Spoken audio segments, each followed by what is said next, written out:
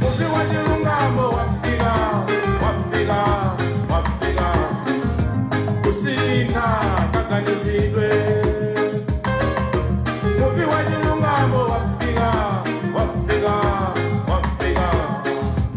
isinde kakanizidwe Malawi zikololembea najiri yose mzigomo mabili migodi nyanja misije komana ngati saukiranji kizigo ya chilengedwe kusika kakanizidwe Malawi zingolo dalisika matuo yankula jiyankulo chimose olimpika mchito kugwira chito molimpika kodi zikole kusauti yanje sanje kaduga Malawi zingolo lanira misoko kunzika zoshuka nichifukwa ningi zikukanika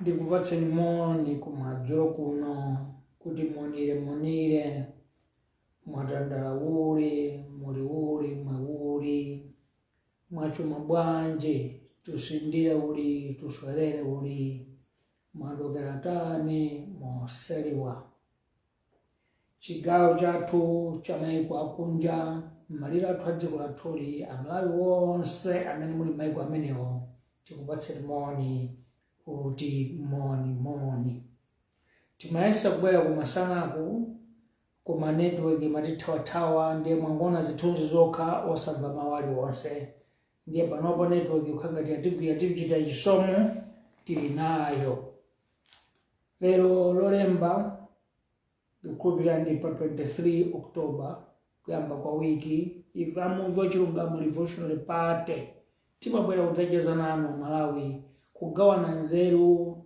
kusinthana maganizo kweni kwache ndi kusinthana maganizoko kuja tikuti mindset change sitidzasiya chifukwa amenewa ndiye mankhwala sitidzasiya chifukwa ameneyo ndiye key sitidzasiya chifukwa imeneyo ndiye njira sitidzasiya chifukwa limene ndiye khomo loti Malawi atulukire kumene akuchokera akalowe kumalonjezano ndipo malonjezano awa tisamayembekeza kuti alipo amene anachita kulembedwa kunsana kuti adzatipulumutse dzikoli ndi auje ayi pakati pathupa pakhoza kudzuka David ndi kudzapulumutsa dziko la Malawi ndipo tisamakhala ndi mantha kuti Malawi uyu ngosauka ndiye sadzatembenuka ayi dziko ili ndiye lotembenuka lofo ndi la chonde kuyambira m'mitu mwa Malawi chifukwa ndife anthu achonde pankhani kugwira ntchito molimbika Amalawi ife ndife anthu achonde poganiza mudzaone Malawi amene ali dziko lililonse pa dziko lapansi pano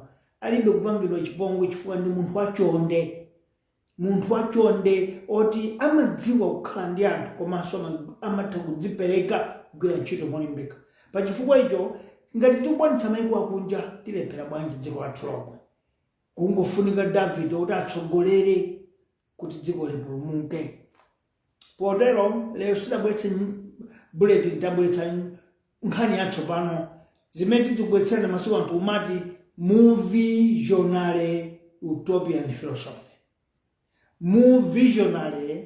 Utopian philosophy kuyerekeza kuti tabwera ndi masomphenya a Muvi kundi mchikhulupiriro chathu choyankhula zoonadi kuchita zokhazo mosachita mantha kuti chifukwa ndichita manyazi chifukwa ngati wachita zinthu zolakwika vomera kuti ndachitati ngati wachita zinthu zoti ukudzoti nzosayenera vomera ndiye imene utopian kuchita zenizeni kuvomereza kuti ndine munthu wakuda ku Africa kuno sindidzakhala mzungu sindidzakhala mkalabi ndine ndithu wakuda tivomereze kuti ndife ma black koma mu black musikuti muli uzada ndi kuganiza komwe ya ndiye anthu anzeru zawo tikavomereza pamenepo ndiye timati utopian, kuvomereza kuti iweyo ndithu ndiye munthu we, koma sitikutanthauza kukhala kuda.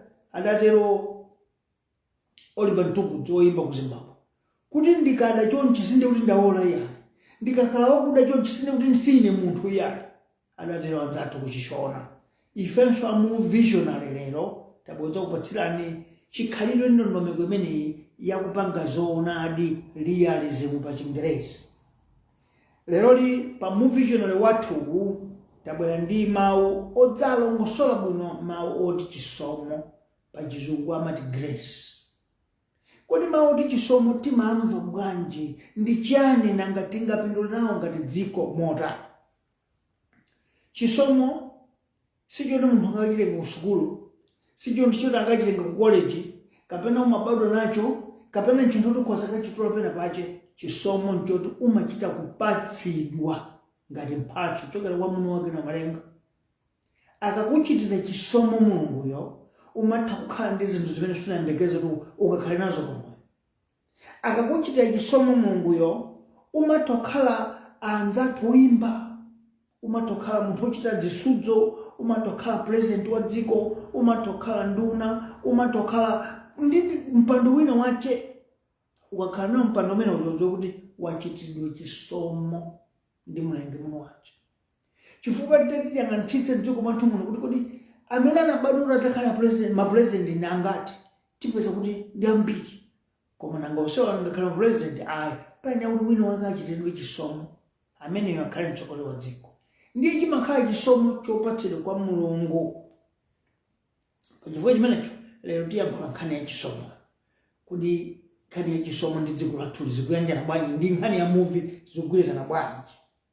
Mdziko lathu lapansi lonse lino kuli anthu 9 billion. Kumalawi kwathu kuno kuli 20 million. Ndipo mwa anthu 20 million mmenemo alipo ena amene anagairidwa chisomo, anapangidwa chisomo ndi otsogolera boma. Mwa anthu 20 million imo alipo amene analandira chisomo, amene ali achisomo, opatsidwa chisomo ndi Mulungu. Ndipo enawo anapatsidwa utsogoleri maufumu, ena makomuniti mwathu ndi akuluakulu, ena mipingo ndi akuluakulu. Chimakhala chisomo. Sikuti iwe wangofuna kukhala kuti ukhale mtsogoleri, wangofuna kuti ukhale wamkulu wa mudzi, kapena wangofuna kukhala wamkulu mu chalichi. Chimakhala chisomo. Tizimvetsetsa pamene ndi chisomo chochita kupatsidwa ngati mphatso. Mulungu akukondera ndithu kuti akupatse mphatso imene.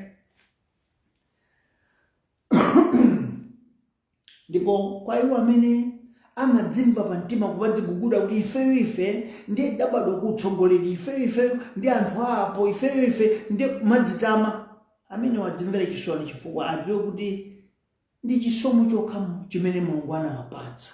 Ndipo chisomochi akhoza kuchitenga munthu wache.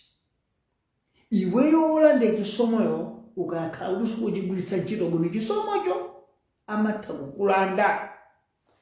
Mwachitsanzo, mdziko lathu muno tidaona chisomo chikugwera, chikuperekedwa kwa tata wathu wa fuko lino Kamuzibanda. Sikuti pa nthawi imeneja kudalibe anthu kuti angakhala atsogoleri. Kudali anthu kuno, kunali Otto Lichirwa, kunali William Kanyamachume, kunali Awire Chokani, kunali Masau Henry Chipambere, kunali Atuta Chisiza, kunali Rose Chiwambo, amene akanatha kukhala mtsogoleri bwinobwino. Chifukwa utsogoleri sukuti pokapoka akabadwa wina kwina kwache kapena akakhale ku England ndi adzabwera. Iya, chimakhala chisomo. Ndi Kamuzibanda analanda chisomo, mphatso ya chisomo kulamulira dziko lathu. Chisomo. Tiyambe ndi masomphenya oyamba. Lero tikumawerenga kuti vision number 1. Masomphenya oyamba. Chisomo mdziko la Malawi chidagwera kwatsogolera ngapo. Koyamba chidadzaperekedwa kwa Kamuzibanda, chisomo chomwecho chidadzaperekedwa kwa Bagire Mnuzi. Nkukomedwa chifukwa cha ntchito zawo za manja, chisomo chasichinalaandidwa m'manja mwawo mpaka anamaliza ndondomeko ya upresident zaka 5, nkudakhala zaka 5 zina chisomo chimenecho. Ndiye chisomo chidadzaperekedwa kwa Bingu wa Mutharika, chinadzaperekedwa kwa Mayi Joyce Banda, chidadzaperekedwa kwa Bambo Peter Mutharika, lero tikuyankhula pano chisomochi chili m'manja mwa bambo Chakwera.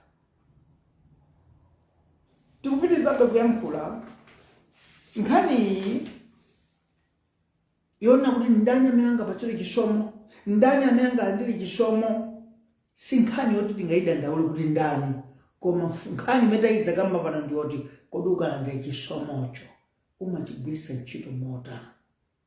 Chisomocho akakupatsa mulunguyo iwe kuchigwiritsa ntchito bwanji ndiye funso limene Amalawi tilifunsa kuti chisomo ndiye tapatsidwa, chisomo ndiye talandira, koma kodi chisomo chiti kuchigwiritsa ntchito bwanji? Chifukwa ukachigwiritsa ntchito kani ukachigwiritsa ntchito chisomo chija udyo, munthu wacho amachitenga, amachilanda.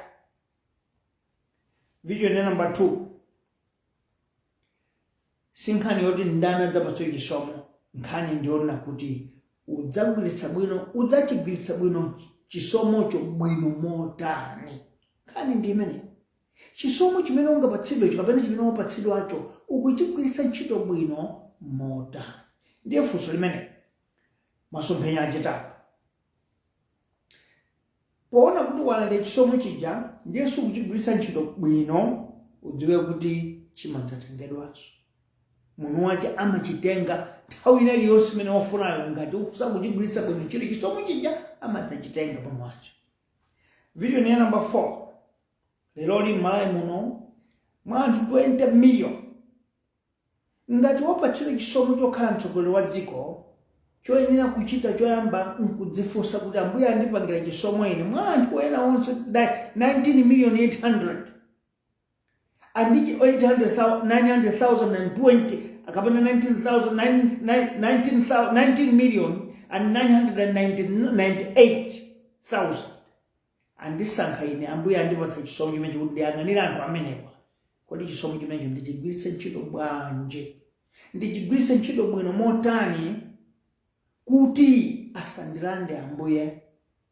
Funso limene loti mtsogoleri wina aliyense, kandi waboma, kandi nduna, kandi vice president, kandi mayor, kandi phungu wa nyumba malamulo, kandi kansala, kandi wamkulu wa church, adzipatse funso kuti chisomo chimene ambuye andipatsa ichi ndichigwiritse ntchito bwanji. Masomphenya number 5, chisomo sikuyerekedwa, sikudzikundikira, sikunyada, sikudzilemeretsa, sikukondera, sikukonda mtundu. Chisomo nchonena kuti uchigwiritse ntchito bwino moyerekeza ndi imene Mulungu wakupatsira. Vision ya number 6, m'Malawi mwathu muno kwa zaka 35 kuyambira 1994 kudzafika 2025 atsogoleri akhala akulandira chisomo, koma m'malo mochigwiritsa ntchito bwino chisomo chija achiponda, achibviringa, achikhotetsa, achiononga. Momwe cheso chisomo chija chapangitsoka anthu olemeretsetsa kuposa wina aliyense, wamalonda, wamakampani, nkhale azungu chokera kunja kwaposa, chifukwa choti anthu akugwiritsa ntchito chisomo chikulemera nacho kumene kuli kulako. Masomphenya number 7, ndi chisomo chomwecho atsogoleri apha nacho anthu ena. Maboma ena apangitsa kuti dziko lisauke, maunduna ena aunonga nacho ntchito yawo chisomo chomwecho. Malo mwake ena ayiwo asaukitsa dziko. Mtundu wa anthu 19 million kumalira chifukwa cha chisomo chawo chopatsidwa. Masomphenya number 8, ichi nchifukwa chake atsogoleri ambiri mdziko mwathu muno mwa atsogoleri 5, mmodzi yekha anakwanitsa kuyendetsa ndondomeko ya boma zaka 10. 4 enawa sanakwanitsepo zaka 10 chifukwa chisomocho chimalandidwa pakati pa nsewu. Chisomocho amachilanda munthu wache pakati pa nsewu chifukwa samachigwiritsa ntchito bwino. Munthu wathu wankhani uli pamene kodi chisomo timachigwiritsa ntchito bwanji? Fatikana joti chimakhala chisomo osati chifukwa cha sukulu, osati chifukwa cha kutchuka, osati chifukwa cha dzina, osati chifukwa cha mtundu. Tikanama chigwiritsa bwino chisomo chibwino ncholinga choti tigwiritse ntchito moyenera kuyendetsa dziko. vision masomphenya number 9 takhaife umboni tosefe ndi mboni kuona atsogoleri akuvulidwa chisomo akulandidwa chisomo taona m'maso mwathu apingo amuthalika chisomo chinalandira m'manja mwawo tachita umboninso kuona ndithu chisomo chikuvulidwa m'manja mwa mayi Joyce Banda taonanso chisomo chomwecho chikulandidwa chikuvulidwa m'manja mwa Profesa Peter Mutharika.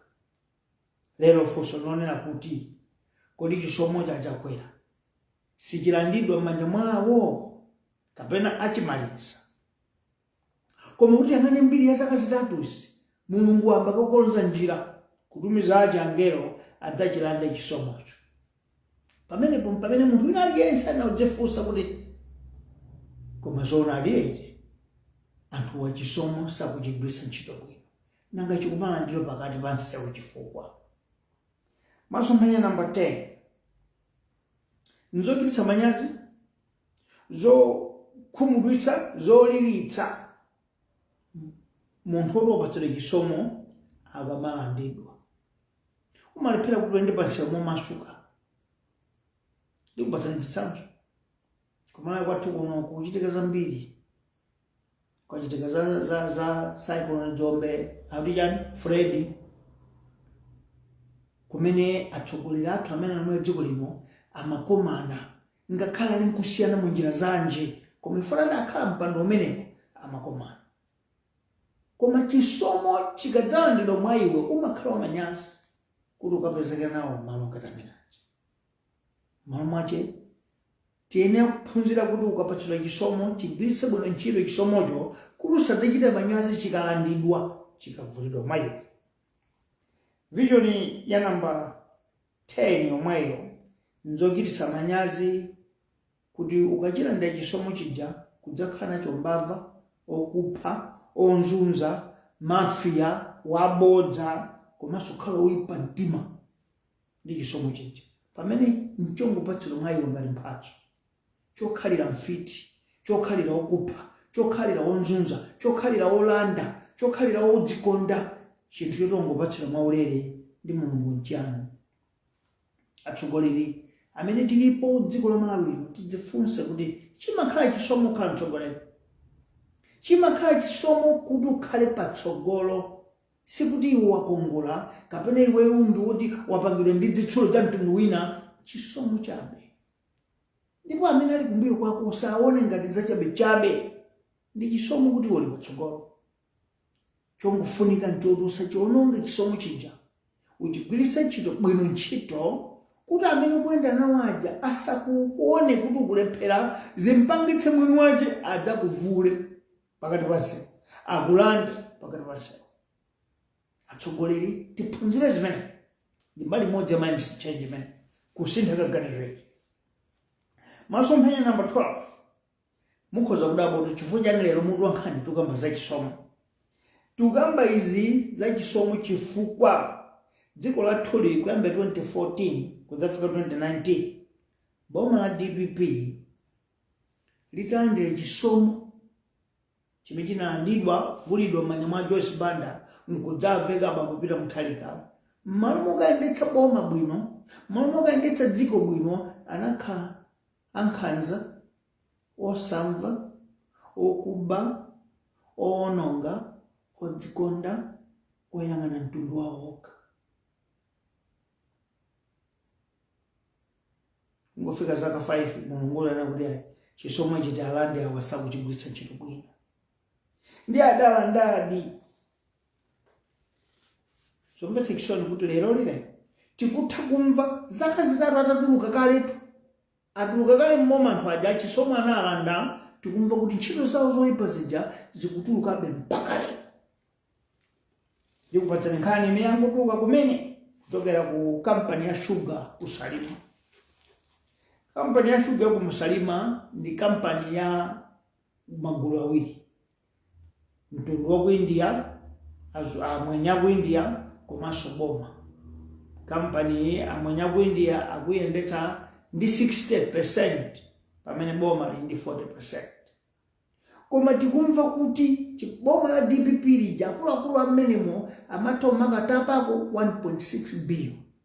Zikutuluka lero ukachigwiritsa ntchito ukachigwiritsa udyo chisomo umalandidwa. Tikumva kuti masomphenya namba 30 mmene chipani cha DPP chinagotsera kampani ya Genco Eskom kudamaka mafuta puja leronso Salima amaichita Salima Sugar Company amaichita chimodzimodzi kukachotsa 1.6 billion. Vision 14 masomphenya namba 14 akuluakulu mchipani cha DPP amatha kupita ukatenga $325,000 ya America kuika munthu mmodzi chisomo kuchigwiritsa ntchito molakwika. Zimene taona kuboma tonse kuti a vice president akachotsa 280,000 engati koja kwa Satana kuchigwiritsa ntchito chisomo molakwika. Ndengati zimene zosakwana tikumvanso kuti amene amapatsa ndalama maina palibe angugwiritsa ntchito maleba HM ST ndalama kumapangidwa deposit mwanthu amene zomba section nzonena kuti pamene ndalama zimene zimatengedwa nzipatala mdziko mwathu muno mankhwala mulibe, masukulu mdziko mwathu muno maphunziro atapita pansi, njala ili ya nanu. Akuluakulu amene apatsidwa chisomo chokhala atsogoleriwo amachigwiritsa ntchito chisomo molakwika ndi kumatenga ndalama mayika mthumba mwawo. Mulungu sanakondwe anadzavula chisomo chinji. Video number 15 pamene anthu ake opatsidwa chisomo chotsogolera aboma DPP amachita zimenezi amwanyaja anati nthawi ndimene ndikudali chairman okumeneko akuti Mr. Bettigri, kunali director okumeneko akuti Dr. Sachin Nikamu, nawo anadzachotsamo 875,000 nangasano ngadziko kupanga zimenezo ndiye ife nafenso kuno sikwathu tikachite zakwathu nkumasolola 875,000 kampani ya dziko, kampani ya boma. Ndeni mafuna amawe mutamvetsa kuti chisomo nchinthu choopsa chifukwa ukapatsidwa ukhoza kulandidwa. A DPP adapatsidwa chisomo chokwamanya wa Joseph Banda koma anachigwiritsa ntchito udyo osaphunzira phunziro anzawo aja nawonso analandidwa 2019. Ngakhala nayesa kutere chisomo chikalandidwa chimalandidwa simungachite kalakangala chimalandidwa ndiye 2020 atachimba 2019 Mulungu anadzachitengabe nkuwapatsa chakula. Video number 16 zikuchita kubwera pampoera pakuna kuti akuluakulu aku DPP kuyambira 2020 ataluza boma akhalabe akukhala akuluakulu okayimirira kampani imeneyi kumakasolola koma asali mamembala a body, asali akuluakulu osankhidwa koma chifoti boma lawo lija lidali mmenemo ndiye limakasolola mpaka April 2023. Chaka chinocho chino mwezi wa April akuluakulu a DPP amakasolola ku kampani ya sugar. Achakwera akuona mayako ngesipati kuona nkumanena kuti ife tikufuna kugwetsa labo koma labo inafika mpaka April. So ngati inafika mpaka April labo ndiye chikhalira. Achakwera achapanayo chisomo chija nawonso amakuti kusachigwiritsa ntchito bwino moyenera. Akuluakulu amene akhala akumayimirira msonkhano ku sugar company ya sugar iyi ndi bambo Lloyd Muhala, anali wamkulu ku State House taya a Professor Peter Mutharika, bambo Gray Nyandule Pili, Ben Botolo amene ali Treasury Secretary wa Treasury amene wakhala kumapitabe ku misonkhano ya Salima Sugar koma Salima boma alibe sompano. Chisomo ukachigwiritsa ntchito molakwika chimavulidwa. Mamiting amenewa akhala kuchitikabe kudzafikira mwezi wa April. chaka chino ndi kuti akhala atenga ndalama mkampani mu zaka zitatu koma ali kunja kwa boma kuchigwiritsa ntchito chisomo moononga molakwika. Masomphenya namba 17 ichito nchipani chimene otsogolera wacheyo kumeneko amene anagwira tochi kumenekoyo akufunanso kuti abwererenso mboma. Ndi Amalawi tonse tikumanira kuti ayi abwerenso APM abwerenso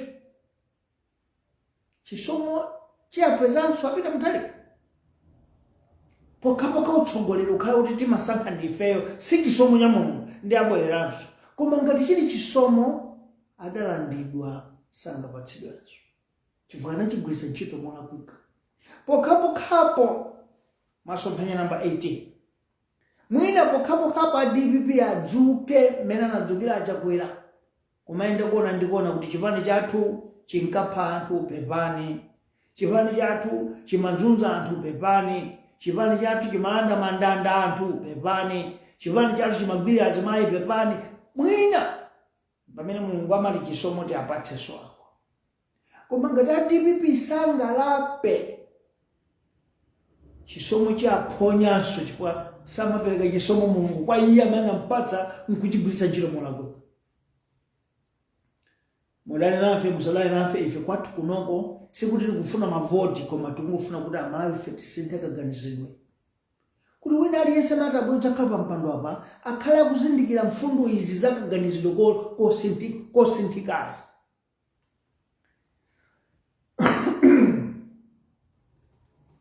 Video namba 18 yomweyo ikuti katangale pene akhala kuchitika ku DPP atabwera atatenga boma chisomo chitagwera m'manja mwawo iwo ndi anyamata awo anangochita kungokasedeka katangale uja nkumampanganso koma zimene zikuperekanso chithunzi chonena kuti chisomonso awa alandidwa. Tsono timafunsa kuti kodi chifukwa chani atsogoleri amene anakhala pambuyo pa Abagire Muzi sakukwanitsa zaka 10 chifukwa chani sakudziwa mphamvu ya chisomo.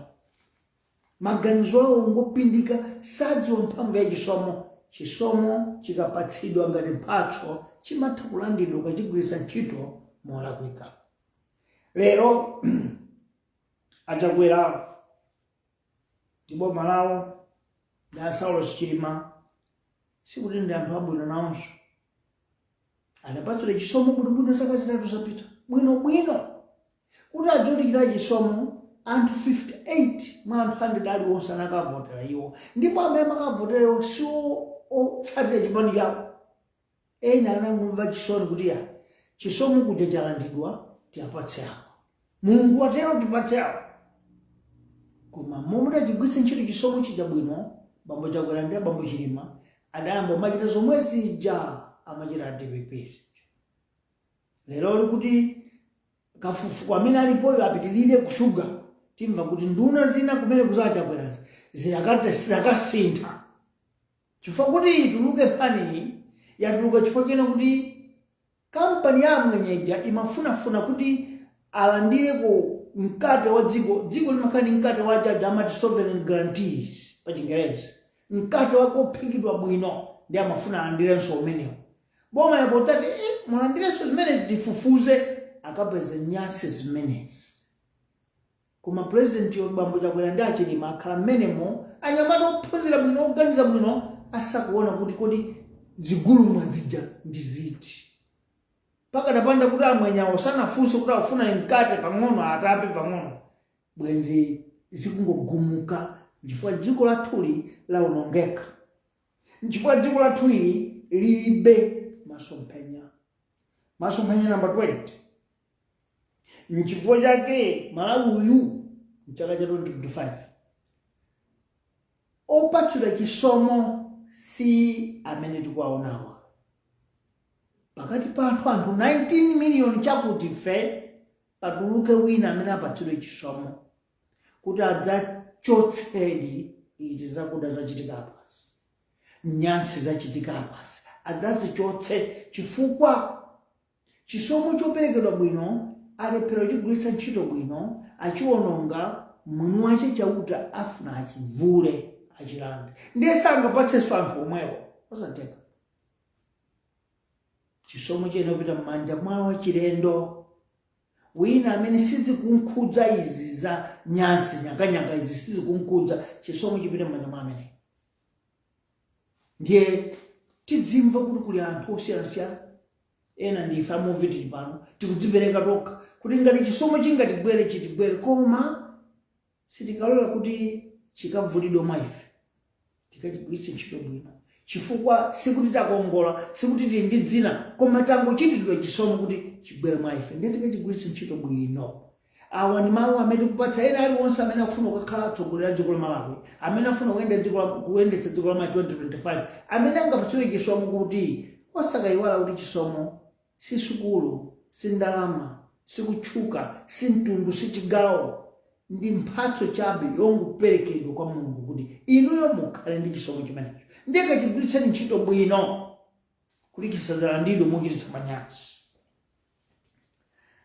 Masomphenya a namba 21 chipani cha Magunga Sipate ndi tonse alliance yawo zipani zawo zowandikana nazo aonetseratu kuti ndi anthu oyipa mtima pakatangale aonetseratu kuti katangale iwo ndi amamwe amene chifukwa iwo katangale wawo sakuchita ngati wawa wa DPP wa iwo amatha kungotenga ndalama kuuza dziko kuti kwagula fertilizer koma kuonetsa kuti chisomo chalandidwa mwa iwo malo mokalowa mu stolo yokupanga fertilizer amakalowa mu stolo yokugulitsa nyama nkutenga 30 billion nkupereka mmene kupereka chithunzi kuti chisomo chalandidwa chisomo alanda kale mwini wache kuchoka pamenepo kubweranso nkutagaliza kuti chikucha tagwidwako tipanga maplani ena kuti amalawi akhale zitsirube titani chigwisi ntchito chisomo chimowo chipinda nkutenganso ndalama zina kukapereka ku pharmacy kugulitsa mapilitsi atokagula fertilizer zikadzachitika choncho mudzakuti chisomo mwini wachitauta wachivulapo chisomo wachichotsa mwini wache kumakhala ngati kumapenga misala anthu simmaganiza simmadziwa chitsanzo chipani cha DPP chikukonzekera kuti chilowanso boma asanayambe akhala pansi kuti chinapangitsa kuti chisomo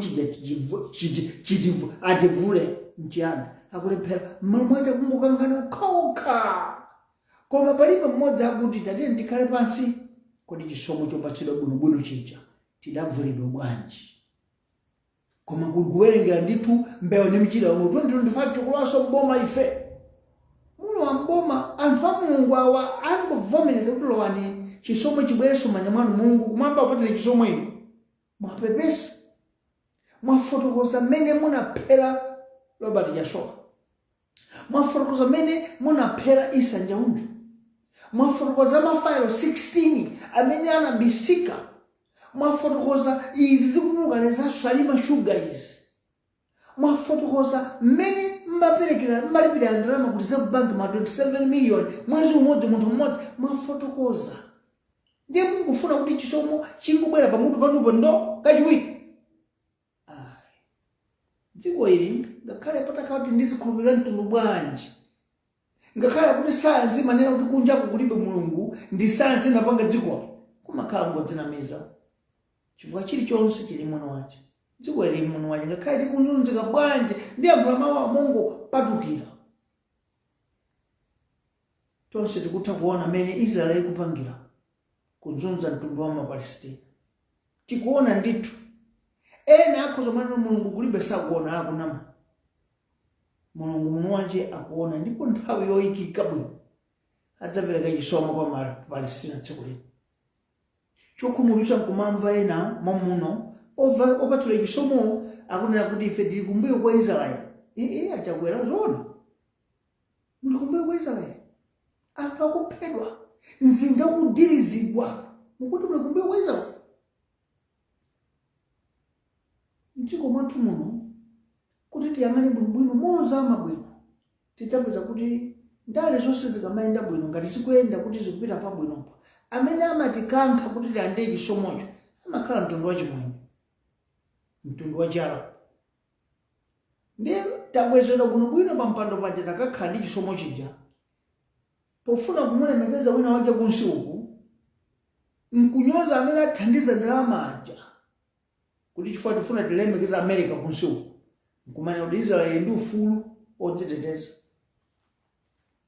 kuti pachiyambipo mbiriyo ndangolowa kumene kuti ndifuna kuti ndifotokoze kuti anthu fe timachilephera bwanji chisomo kuchimvetsetsa timachigwiritsa ntchito bwanji chisomo molakwika. Dziko la Israeli linagawidwa kuti uku Mapalestina uku Maisraeli. Awa akulowa kalowa mwa nyumba mwanzawo. Ndani amene angalole nkhala alibe mphamvu nkhala alibe nzeru kumuna mwamuna wina akulowa kutalowa nyumba mwangaine kutafuna mkazanga. Ndani angakhale chete nkhale kuluma ndi muno. Ngakhale ntakauti sindingathe kukhala kumenya nkhondo sindingaite ndigwiritsa ntchito chilichonse pamene ndingathe kuteteza zanga. Ndiye dziko lapansi chifukwa choti mphamvu akunena kuti awawa sakulakwa ifenso opatsidwa chisomofe kumene kuti awawa akuchita bwino mtundu wa anthu ukufa. Mapalestina kupupha kuti mwina amva anthu awo kuti ife tifuna dziko lathu. Ndiye anthu atsogoleri oti amathandizidwa ndi amwenye amathandizidwa ndi Maalabu akudzuka ona kuti ife tikumbuke kwa Israeli kufuna kuti chisomo chivulidwe mwansanga. Ndangodutsa kumeneko sinadule konkhwani uliwonse kwa nofuna kufotokoza kuti tenti zikhala ozindikira kuti chifukwa cha chisomo chifukwa tili atsogoleri. Ndiye pamene tikugwiritsa ntchito chisomo tizitha kumaziyang'ana zinthuzi ndi maso atengopatali kwambiri. Tinali pa vision number 21 imene mafotokoza kuti chisomo chikakhala kuti chavulidwa mwa iwe umakhala ngati wapenga misala. Ndikupatsa chitsanzo 2016-2017 DPP inafika popenga misala. Poti wina aliyense woyankhula za kudzudzula za iwo amantsata mpaka akamuphe mpaka amenye kapena akamutchere nyumba.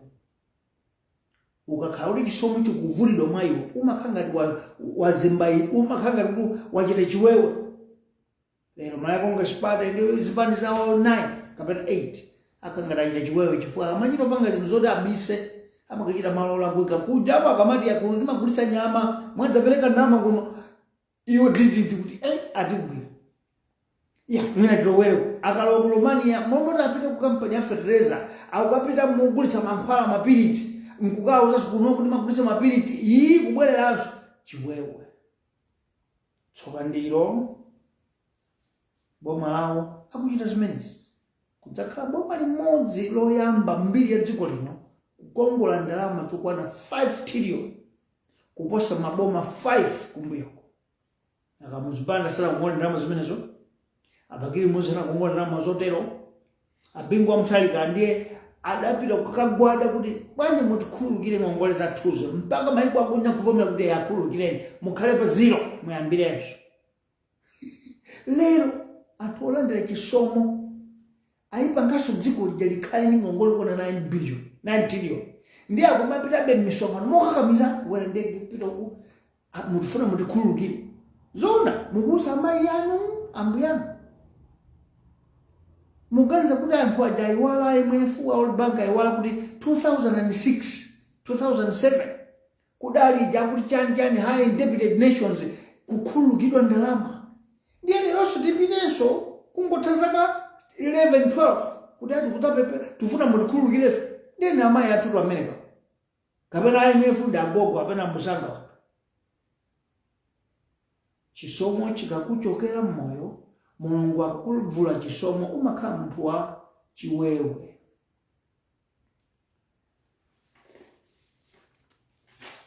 Masomphenya number 22 ngati DPP kapena malakonga sipate ndi zipani zina zonse akufunanso kuti adzabwererenso mboma apatsidwenso chisomo akuyenera kuyenda dziko lonseli kuyamba kupepesa ndikuyamba kukonza zinthu koma osapsatira osakhalira kungokhalira chilichonse chisomocho chovulidwa basi.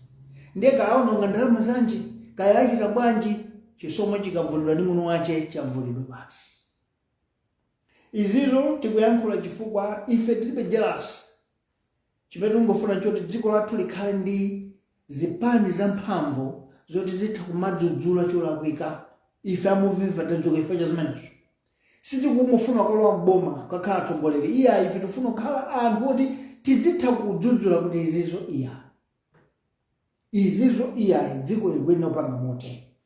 Pachifukwa ichi ADPP ainde yawo njira apepese dziko ngati afuna kuti chisomo chagwerenso. Amene kungesipate ayendenso dziko lonseli afotokoze zinavuta pati chindoma achisomo avula potani pokhapa mpamene ngati koba sitikwaona ali ndi kuthekera kumeneko chifukwa nthawi yawo moyo wawo pakali pano ndi kunama. Iyayi masiku 40 mupezeke kuti fetezo upezeka mdziko muno. Zona ajakwana namba yankhulapo zinthu ngati zimene zitheka. Adauza alamu awo alobe nilowe kuti ife pofika Septemba ukhale ma mega farms kuno. Anapezeka ndiye akamuuza Samukawale okudowa uko kuti masiku 40 mpezeke fetezo wapezeka. Kodi tukuti fetezo apezeka kuchoka ku Turkey, kan ku India, kan ku Saudi Arabia, kan ku Russia, amaene kwenda pamadzi. Kuti adzafika ku Africa kwathu kuno tiyang'ane masabata 3, 21 days kapena 29 days. Ndiye akafikapo padoko pali chinchito chifukwa chokono simmanja mwa agriculture so sinduna ya za agriculture kumene ukhala nduna ya za mtengatenga Jacob Hala. Komanso kuti amene ndondomeko zonsezi sikuti Asamukawale okha kufunika nduna ija yanyuwani akuti chani achitchola aganize za ndalama kumene kuti ndiye maunduna onsewa kuti agwire ntchito zawo ndi mmene Malawi alili kuyenda kwache ngati nkhono masiku 40 satheka. Tsoka ilo akunena masiku 40 mvula yamba kugwa. Kusonyeza kuti palibodza pali kunama nzosatheka sonyeza nakuonjezabe kunamako. Kumeneko nkupereka no chiwewe chonena kuti chisomo ife chatichokera muno wacho watenga. Chifukwa kanakhala kuti kuli chisomo chilika alipobe zaka ziwiri zatsala akana machita zooneka kuonetsa kuti akufuna kufufuta zakuja. Komezi kuonekera ali pa competition anthu pa mpikisano. DPP inatere ife titere. DPP inaononga bwe chifeso titere leroli vision number 25.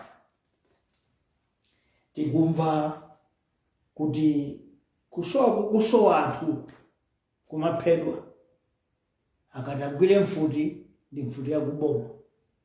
Ili mmanja mwandani wina wakuthandiza akuluakulu aboma. Mfuti yapha munthu ndi munthu wamboma. Sitingamve maonera kuti president achita kuti kapena anena mwakuti ayi. Ndipo ngati dziko lathu ili likulephera kukwera chifukwa chonena kuti anyani akulephera kusakana dzikundo. Chifukwa atonse sangadzuke kufa tikonze dziko pamene iwonso ali zawo zoyipa. Chikundo chawo nchofira. DPP nchikundo chomwecho osatheka. Anyani amapatsana ulemu chifukwa zofanana chikundo onse. Ndiye lero sitimva kuti wamboma wamangidwa osatheka. Komatu dziko lakhali kuchita mantha kuti kodi anthu akufa bwanji. Anthu akumaphedwa mopezeka mgalimoto ena atawola ena nyumba zikutani. Mambwani kumabwera poyera. Boma silingayankhulepo kanthu kapena kuuma mtima kuti apapa tiaonetsa Malawi kuti ife tifuna kuti chisomo chikhale na befe. Akala chete. Mumva kuti amene yuyuyu amene ammangayo wasowa ku prisoniko atampatsa passport wapita kunja. Apo mpuyo ali kuti kuchoka 5 billion. Chisomo chimatha kuvulidwa ngati simukuchigwiritsa ntchito bwino.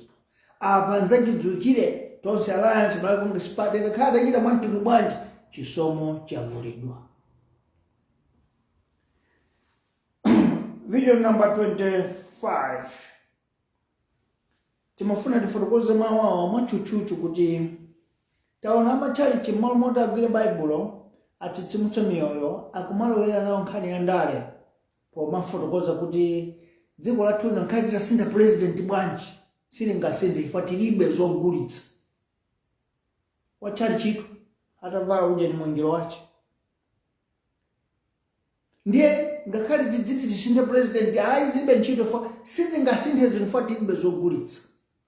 Ndikupemphera amapingo kuti ngati kutakhala kuti mufuna lowera nawo ndale pitani mukapemphe nzeru kwa Bishop Mtumbuka mudziyankhula mota. Koma osangoyankhula chifukwa mwafuna kuti akumveni ena ake akuguleni galimoto awa amene chisomo chalandidwa mwa iwo. Ayi, dziko la Malawi lino kuyambira madzi okumwa ndizogulitsa kunja. Nthaka yathuyi, nthaka yeniyeni imalima chilichonse choti kunja tikhoza kugulitsa. Ndi dziko la Malawi lokha lino mwina kuphatikiza Zimbabwe, Zambia, Mozambique kumene muende munsewu mukapeze zogulitsa tomato, mbatata, chinangwa. Tapita ku South Africa simukazipeza mu store zolima mzungu. Mupite ku Lesotho simukazipeza mphepete mwa nsewu mukazipeza store zolima mzungu. Kumalawi kuno zimapezeka pa nsewu kuyambira ku Nsanja mpaka Kalonga zili mphepete mwa nsewu.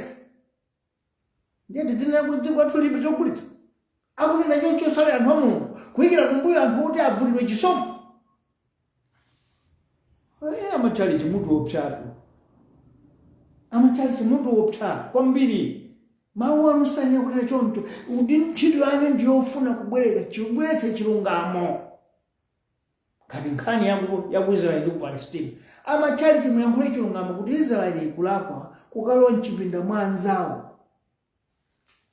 Ndiye ngati simungayankhule zimenezo mukulepheso wampa chilungamo kwa abambo chakwera ndi boma lawo ndi achilima kuti inutu chisomo chakuchokerani. Mulungu wachotsa chisomo mwa inu. Chifukwa pambali poti dziko lathu lino limatha lingalime chilichonse chimamera. Chinangwa, chilazi, mbatata, chinanazi, mandalena, maolanje, amatijanizi, nyemba, ntedza, nsawawa, chimanga, mapira. Chimamera mdziko mwathu. Ndiye tufuna tikhale nzina zapadera zoti ngagulitsa kunja. Izizo singagulitsa. Ndimafuna achali chimudziyankhula kuti atsogoleri amene tinawo pano ali ndiobunya masomphenya ngobwinya masomphenya. Chifukwa dziko la Lesotho pamene kunena pano likamanena kuti madiya ndama zakunja limanena madzi akumwa. Chifukwa iwo akugulitsa madzi ku dziko la South Africa. Akufunanso adzigulitsa dziko la Botswana. Ndiye ndikuwuzeni dziko la Lesotho lilibe nyanja, lili ndi mitsinje ndi mapiri. Madzi amagulitsa iwo akuchoka m'mapiri kumapita madzi kumakagulitsa ku South Africa. Nkumalandira ndalama. Kumalawi kwathu ndi nyanja zingati za madzi. 5. Lake Malawi, Lake Malombe, Lake Kazunu, Lake Chirwa, Lake Chuta. Kulibe mtsogoleri aliyense anakhale nzeru kuti bwanji tipange njira tizigulitsa madziko. Chifukwa mu Africa muno maiko amene kukusowa madzi ngambiri. Mozambique alibe nyanja. Afuna madzi. Ngakhale mbali yawo goyo anatengako. Koma munthu umapanga ma agreement kuti kumene amadula panzungu anadula bwanji. Ngati uli mtsogoleri wa nzeru. Ku Botswana ndi chipululu cha mchenga. Ku Namibia ndi chipululu cha mchenga akunzunzika kumatenga madzi a mtoilet nkuwaphikanso nkumamwanso akuti recycle. Ndi atsogoleri kungodziwa kupita kumsonkhano osadika osakamba wankhulezi. Nanunso amachalichi mwava minjiro yanu kukanena kuti yayi dziko lino nkhali tasina president silingatembenuke. Ndikuchallenge lino mwina mundiyese ine osapita ku skulu chachabe chakukhombo mundiyese. Dziko lidzatembenuka kopsa chifukwa madzi tikudziwa kukagulitsa. Zolima zathu zangokweza malimidwe chifukwa simunganene kusowa zogulitsa mukhulupirira mvula ya Mulungu. Atsogoleri kwa mtundu wanji. Mufuna dziko likwere ndiye mdzina zolima zathu zidzembekera mvula. Lero achakwera akatsegula AIP program podikira mvula. Ya Mulungu. Ndipatsa mafunso kuti anthu wa sukulu yawo nakaphunzira kuti amaganizi cha innovation yawo inali ya mtundu wanji. Munthu mtsogoleri atsikita kuyang'ana kuti ndapatsire chisomo. Muchisomo chimenechi ndipatsidwe mbozi zoganiza kuti lingachite bwanji. Ndiye zina zaizo zimene ndifuna ndadzudzula chali amene amipingo amanena choncho zoti dziko lathu lino lili ndi migodi iyi tisanamizana kuti yatuluka dzulo mmene akamuzumbana amamwalira 1982 anapeza migodi yosachepera 17. Buku limenelo linalemba ndi ine kwalembera Bakiri Muzu kuti migodi ili pati 1994. Uranium, mafuta, gas, titanium, ruby, sapphire, aquamarine. Zonsezo zinali kale zokonza kwa ndi kulemera kwa chikomwe. Buku limene linalemba 1994 mafuta amunozi natumizeka. Ndiye wachali chipoona kuti boma likulephera ndi alikire kumbuyo chifafuna gali mutumana kuti nkayetera sina pa president dziko lino losauka falibe lokulitsa kunja izi tazichula zisokulitsa kunja amepe mundu kupemphera osanchititsa manyazi mulungu chonde yankhulani ngati Bishop Mtumbuka mwa masomphenya akuti ngati uli wotsata mulungu mmalo mwati ukukira kumbuyo chinthu choti chalandiro chisomo siyo munthu wotsata mulungu. Bambo chakwera neno patsulo masomphenya kuti iya apo mwagwitsa zaka zanu zitatu izi chisomo chakulakani chavulidwa chifukwa simunganakongola 5 trillion nkusatosa china chake chimene chachitika 5 trillion simunganayenga nduna za mtundu wanu wokha zochuluka pamene dziko la mitundu 13. Simungatenga anthu aku mtundu ndi antchalichi kuyika mbomamo ndiye mwembekeza kuti mwakalipira kwa chifukwa ndi achibale. Mpingo kaya Public Affairs Committee kaya ndi akuluakulu amalimana akuuze mtsogoleri zimenezo ndipo amuuze kuti chifukwa cha zimenezi chisomo chavulidwa mwa inu kuti mtsogoleriyo ngati angamve asinthe. Vision number 26. Monga ndakabira takati kulira dziko likuti chikuphanthu mchana. Takati kulira ndithu chikuphanthu mchana. Anduna azandziko tayapika ni chitetezo chokwanira.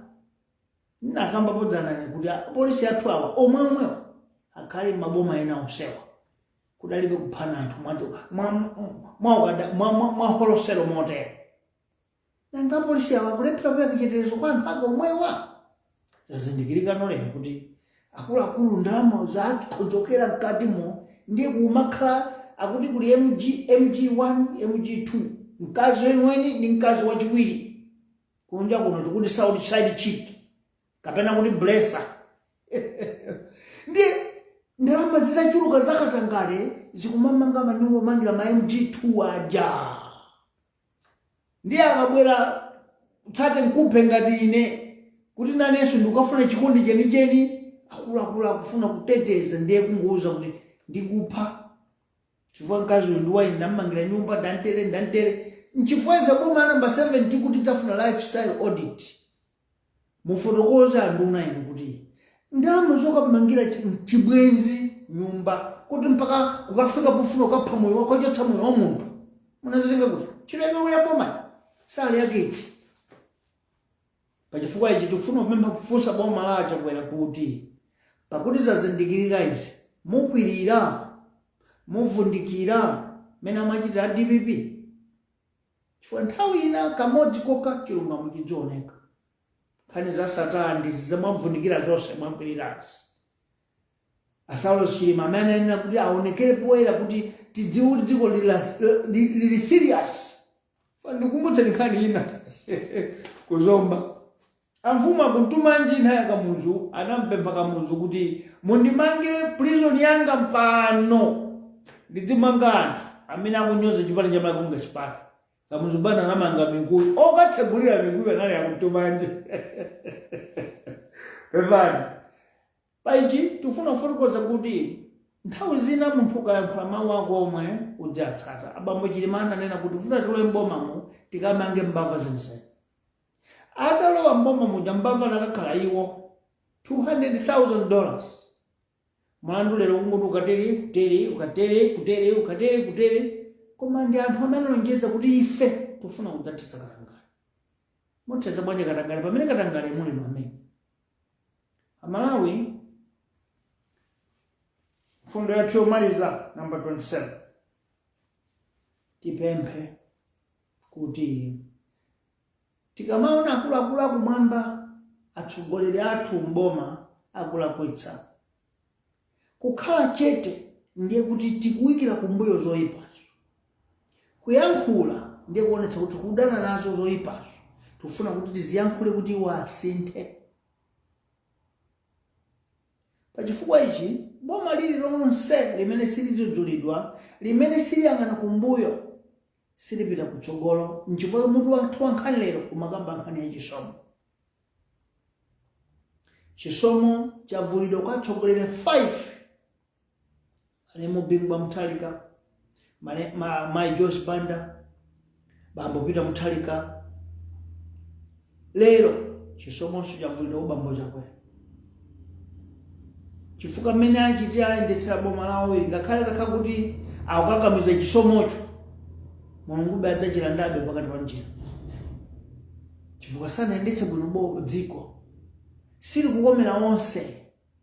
Ndiye ngati tikhala kokonza, mwina akonze kufa kwatsala zaka ziwiri, sili kudziwa kuti angakonze bwanji ngati ali ndi alangizi omwe aliyense amene akuyankhula za nzeru ndi ndani, momwe tanene kuti tabwerani pano, titani apa talakwitsa pano. Siziti mukatero mukhala chitsiru, koma zionetsa kuti mufuna mukonze zinthu kuti chisomo chikhalebe ndi. Pomaliza ndimafuna ndi kupemphera Malawi kuti dziko lathu ili tichotse nzeru zomaganiza kuti ndi aujeni amene anakonzeredwa kuti adzakhala atsogoleri. Kulibe amene anamulemba kuti adzakhala atsogoleri wa dziko, kulibe.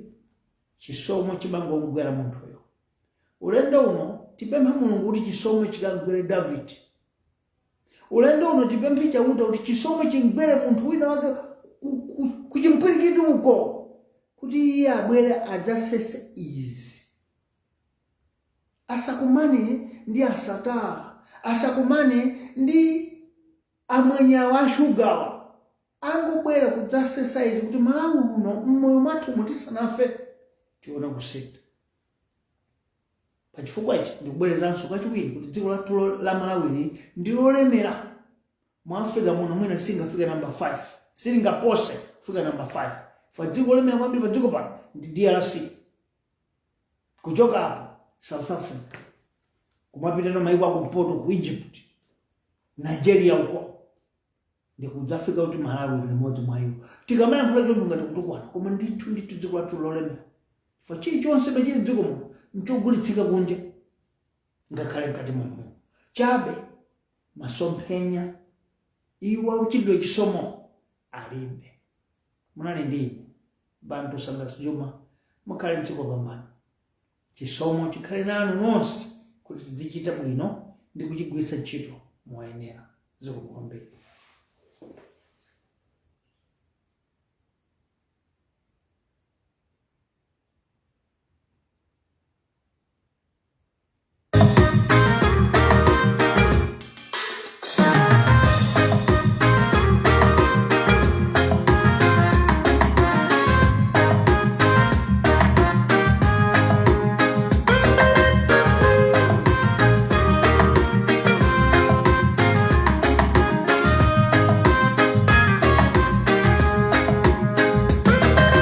Muvi Wachilungamo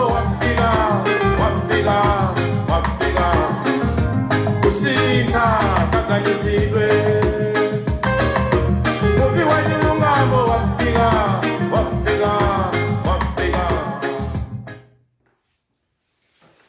Monire mwarandala muli mwachoma bwanji, mwaswera bwanji, tusindire tuswerere mwadokera tani mosewa. In our 29th district in the diaspora, let me greet you all wherever you are. Greetings of great hope. Today, we are not coming with bullets anymore. We are bringing a new program called More Visionary Utopian Philosophy. More Visionary.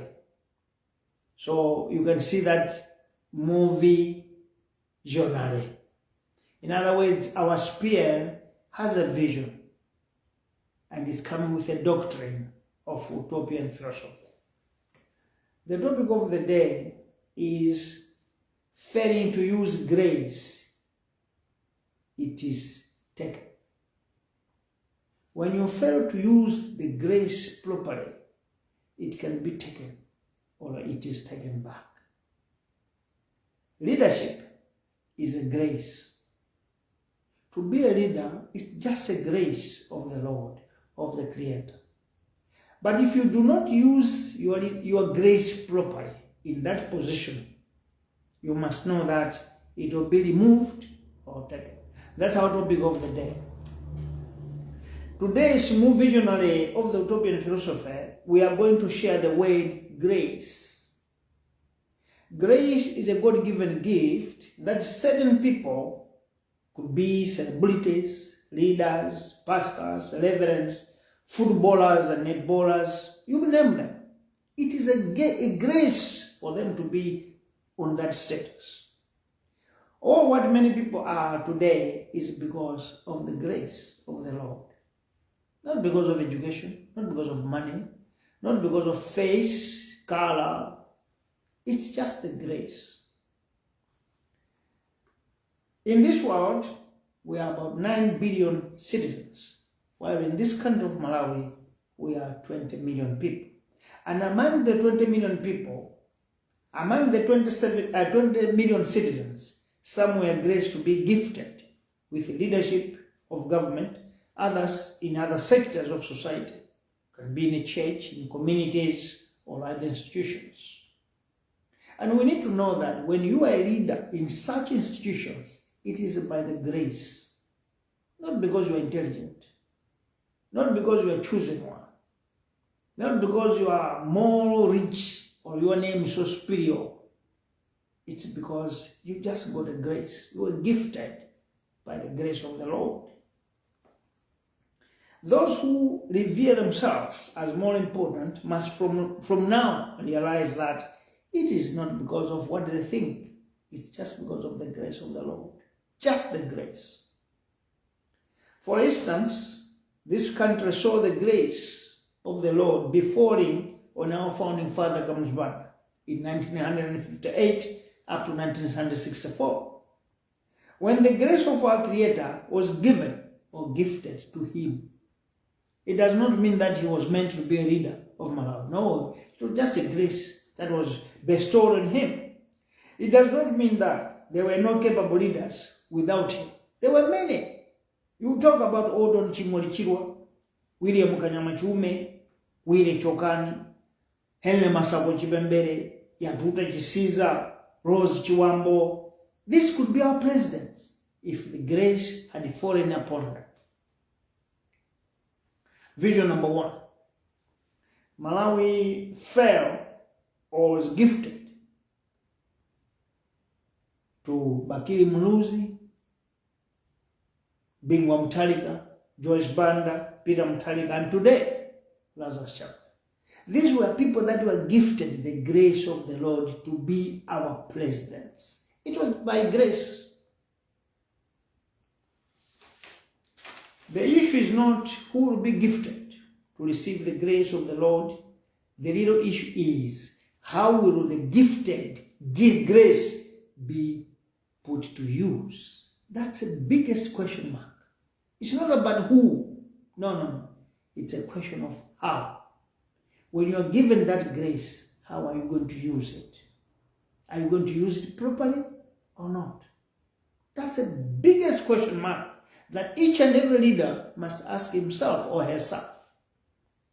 Vision number 2, it is not about who will receive the grace, but how proper will the user of that grace use it.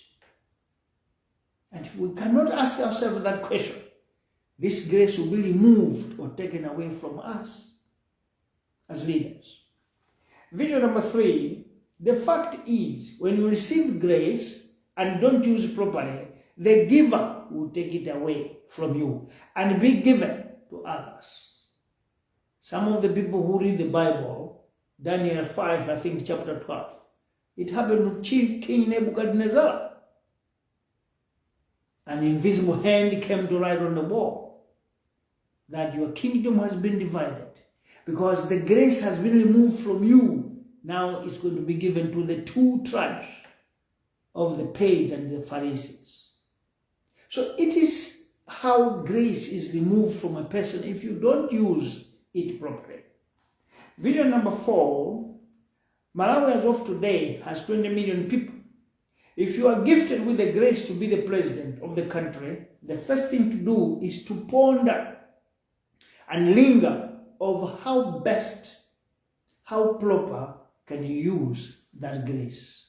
That's the most important part of life if you are a leader. If you are a leader of anything, country, association, company, institution, club, village, community, or society. The mandate of such a leader is to ask how best you can use the grace bestowed on you to be a leader. Vision number 5. Grace is not about boasting or self-enrichment, nepotism, or show-off, but creating opportunity to the people from which grace was bestowed on you. Because when grace is bestowed on you, there's a reason why you were given such gift.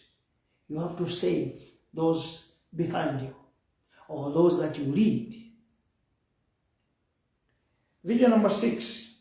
In Malawi, for 35 years, leaders have abused, misused, and confused the gift of grace by becoming the richest people, the most feared and dangerous people, using the word grace. I think you understand what I mean. Vision number 7. With some grace, other leaders have killed other people, have stolen taxpayers' money, have embezzled government funds, have enslaved other citizens, have impoverished the entire nation and people, using the grace. Vision number 8. This is the reason most of Malawian leaders don't complete 10 years of the grace given. Because they do not use their given grace properly and correctly. So some people may be asking why after Bagir moves all these leaders don't complete 10 years. They don't use the grace properly. They misuse it, they confuse it, they abuse it. That's why God takes out and dresses it from them. Vision number 9. We have witnessed grace being removed and undressed from former President Bingwa Mutharika late. We have witnessed such grace being removed and undressed from former President Joyce Banda, and truly we witnessed the grace being removed from Professor Peter Mutharika, and if you're not careful, it is going to be undressed and removed from President Lazarus Chakwera. And there's no turning back. When it is not properly used, the grace is removed, undressed. Vision number 10. To think that having grace means that you are sacred is wrong. Some people think that I'm sacred because now I'm a president. Being chosen or elected as a president, that's being sacred. No, that is wrong. Because when grace is removed from you, shame develops on your face where you feel not welcome at any public place. Sanjika Palace, Kamuzu Palace, Shikoko Bay, Mzuzu State Lodge are places where present and former leaders meet. But when the grace is removed from you, you feel ashamed. Even if you are invited there, you can't go. You feel ashamed. Why? Because the grace was removed from you. I don't want to give examples. I know what you're talking. Maybe you know what I mean. Vision number 10 or 11. It is shameful and degrading, if not disgraceful, seeing those that were graced to become thieves, crooks, mafias, liars, and greedy people. This shows myopic heart of failing to know and understand the word grace. If you are a leader, you don't need to be a mafia, a liar, a killer, an enslaver, because this leadership was given to you by grace. You just need to do one thing. Use it properly. That's all. But if you misuse it, it is taken. Vision number 12. You may ask, why is the topic of today's in Muvi Vision about grace? Why? I will answer you. Fellow citizens, all of us in 2014 up to 2019 know that DPP government swindled and destroyed this country in as far as corruption and greediness is concerned. We know that clearly. Revelations are increasingly coming up that DPP misused and abused its gifted grace to show that its government was up for no good.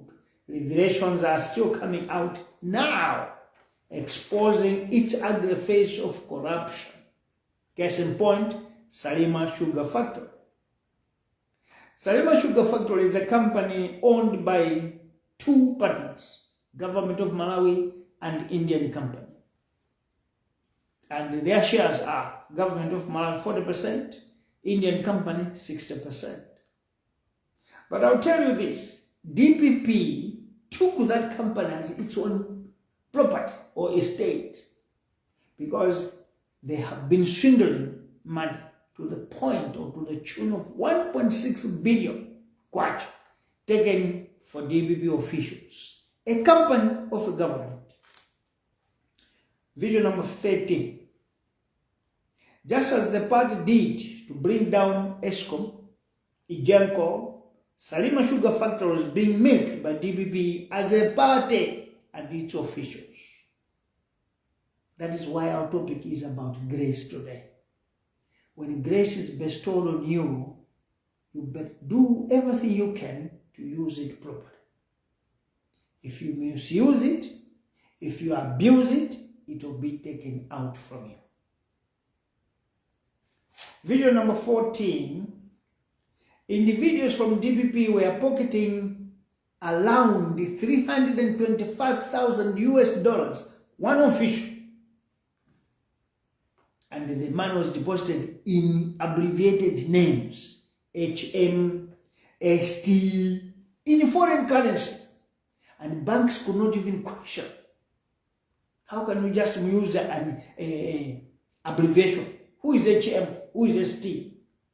That's why in the 7th Republic, we are going to scrutinize, investigate, check the entire system, including banks. Because there's no way a bank will receive deposit with just the acronym HMST. What does it mean? Yet to poor people, when you go there, they will tell you that bring ID, you must bring paper from DC. Why are you making poor people suffer when thieves are given preferential treatment? Banks warn out. Watch out.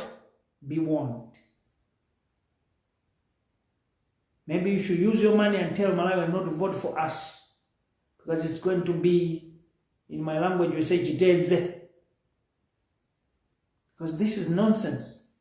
You are promoters of corruption. Now when investigation is coming, asking you, who is HM? You say, we don't know. But we're a bank of protocol.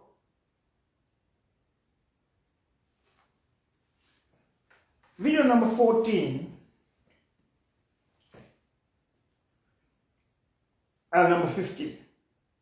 While DPP officials were pocketing people's funds from the factory, the chairman from India and the director, the chairman's name is Mr. Betigri, and the director is Dr. Sashini Khan, were pocketing something like $875,000 US to India without records. And some people are telling us that, no, I want to come back. I want to stand again with this mess. Malawians, 3 former cabinet ministers, and 2 other senior officials in DPP government, and including the CEO then, their names are involved in this cartel of pocketing money of a government company. Video number 16.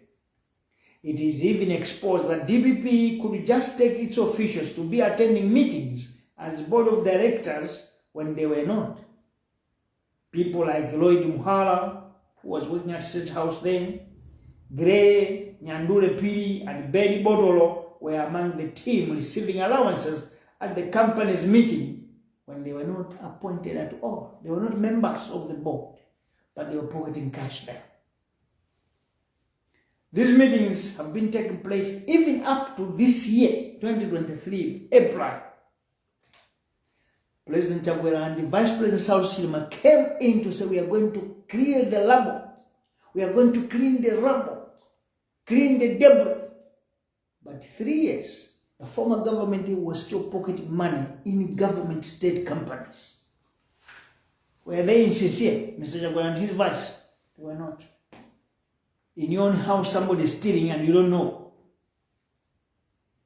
The topic of the day, when grace has been misused, it is taken, removed. Video number 17. This is why, this is the part where the torchbearer who presided over the type of government that is of corruption, former President Peter Mutharika, want to come back and stand on a vote in 2025. This country is a country of human beings, not animals or insects. We cannot allow someone who messed up and to come back. And it doesn't mean that even these people who are there are needed. No. Crooks are crooks. Video number 18. Malawians must wake up to realize that corruption done by DPP or Tonse or Malagonga's party remain corruption. There is no small corruption or bigger corruption. Corruption is corruption. Even done by DPP or Malagonga's party or Tonse alliance. It's corruption. There is no better corruption. Corruption is evil. Allowing former president to come back is betraying the future of the country and all Malawians. Vision number 19. This does not mean Malagonga's party and President Lazarus Chakwera or Vice President Saul Chilima are good people. Either. Doesn't mean like that. They have presided over corrupt government and they don't deserve to be in the government. Either. Both of them. DPP, Malagonga's party, they don't need to be in the government again because their grace has been removed. Video number 21. Malagonga's party and Tonse alliance have shown their corrupt arrogance by throwing 30 billion kwacha in a butcher. That's being arrogant.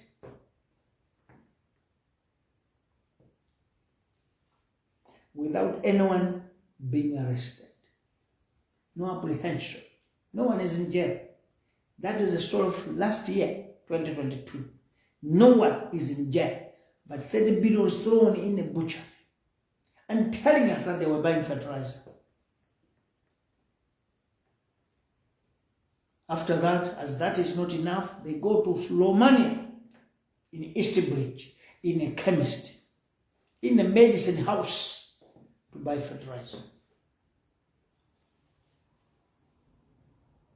There has been a lot of corruption scandals in 3 years. And it is the government that shamed people by betraying the trust of the people with a debt of 5 trillion kwacha. More than any other government in history. It has never happened in the past, and I tell you, it will never happen in the future. But they have borrowed in 3 years' time 5 trillion kwacha. Let's go and find out which bridge they have built. Maybe from Kadabe to Likoma, nothing. Which road have they constructed 4 or 2 lane from Sanje to Kalonga? Nada. Maybe they have done an intersection somewhere. Blantyre, Lilongwe, Zomba, Nzuzu, nothing. But 5 trillion disappeared. And that is a chain that 20 million people, including our children, great-grandchildren coming, they are going to pay. And such people must come back in the government. Are we sincere as citizens? No. The grace has been removed, taken away by the Lord himself. Vision number 22. If DPP or my Congress party and its alliance partners want to be elected again, they must confess to the country of their atrocious activities and apologize genuinely to the country over its tyranny and greed, not sidelining the disappearance and killings of citizens such as Robert Chasowa, Isan Jaunju, police officer Imani Omeni in Nsundwe, the abduction of refugees from Rwanda and Burundi, and theft of property, and to see all culprits involved arrested. Shall perhaps citizens give them their vote, and maybe God can return the grace. Maybe. I'm not sure. Vision number 23. Fellow citizens, leadership is about grace. Leadership is about grace. You want to tell me that if leadership is by grace, is about grace, the Lord is he going to give grace to former President Peter Mutharika again? Or to President Lazarus Chakwera again? If leadership is about grace? No, it will not happen. Why? These people have made our country a shameful place. These people have corrupted this country. And they don't deserve to be leaders again because they have lost the grace of the Lord. Vision number 23. Fellow citizens, leadership needs fresh blood, fresh ideas, new people. Because those are the only people that God can give another grace. But God will never repeat the grace to people that misused and abused it. No, never. Vision number 24. The grace of the Lord is going to be bestowed on new fresh citizens with a task to truly clear the rubble, with the ableness of doing away with corruption, doing away with self-enrichment, doing away with greed, doing away with nepotism, doing away with favoritism, not forgetting doing away with tribalism and regionalism. Now let's talk about the two leaders in DPP. If DPP comes back, only one tribe is going to enjoy. If MCP remains in power, only one tribe will enjoy. And the painful part on Ton's alliance is, it was not Malacongress Party alone, it was not UTM alone, neither was it the alliance partners that made them to be in power. I want to tell you that Malawians, those with no political affiliations, went to vote for President Chakwera in South Stream because of the lies they gave to the nation. But when government came, positions were given only to a tribe, church members, and family. Who in heaven, who on land will accept such grace to be bestowed to such people again? Who? Nobody. Nobody. Vision number 25. It is our appeal to religious leaders and clergy not to cheat and deceive its followers. Recently, we saw a clip where an elder of the church is preaching that this country cannot develop even if we replace any president for another. Because this country is poor, it does not export anything. This pastor said, this country has nothing to export. Therefore, even if we change leaders, it will just be the same. I beg to differ. In Muvi Revolutionary Party, we said, no, that's not true. That's not true. To say that Malawi has nothing to export is a blatant lie.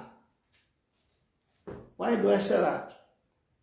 Malawi can export water, drinking water, we can export it.